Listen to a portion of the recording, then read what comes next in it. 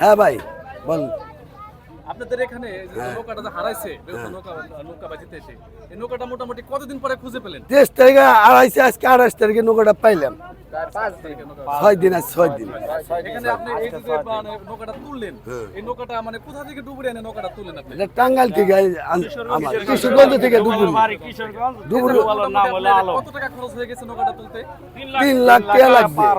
3 লাখে কিছু উপরে যাব। সামনে একটা নৌকা বাইচ আছে, আপনি সেজন্য আপনারা প্রশ্ন করছেন। সে সম্বন্ধে এখন এই হারুন মানিক, আপনি তো এখানে একটা হারুন মানিকের মতো না, আলিফ হারুন মালিক নাম হলো আলিফ প্রাইস, আলিফ এক্সপ্রেস হারুন মালিক। আলিফ এক্সপ্রেস, কিন্তু এখন তো এটা মানে আপনার হারানো সম্পদ।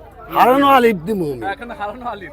এই সম্বন্ধে আগামী যে নৌকা বাইচ আছে সেই নৌকা বাইচ সম্বন্ধে আপনি যদি কিছু বলতেন, কেমন প্রস্তুতি নিতেছেন? আমি ওই আমার ওই এলাকার নৌকা বাইচের জন্য আমি প্রস্তুত নিই। নৌকাটা গ্রামে নিয়ে আমার পোষাইতে হবো।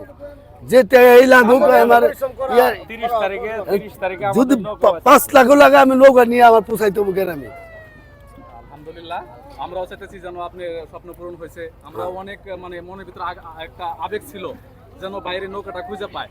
আমরা 5 দিন যাবত মিডিয়ার সাথে আমরা পরিচিত হইতেছি এবং সব জায়গায় দেখতেছি যে আপনারও আমরা দোয়া করতেছি মানিকগঞ্জবাসীর পক্ষ থেকে আপনাকে, আমাদের সবাই দোয়া যেন পরবর্তী নৌকা বাইচটা যেন আমরা আপনাদেরকে চ্যাম্পিয়ন হিসেবে দেখতে পারি এবং কি বেউথা যে নৌকা বাইচ ছিল সেখানে আপনি নৌকাটা চ্যাম্পিয়ন হইতো আমরা আশা করতেছিলাম। সেকেন্ড প্লেস করছি, সেকেন্ড প্লেস করছি, চ্যাম্পিয়ন পুরস্কার পাইতাম। আমাদের সাথে একটা না এটা যাওয়ার মতো।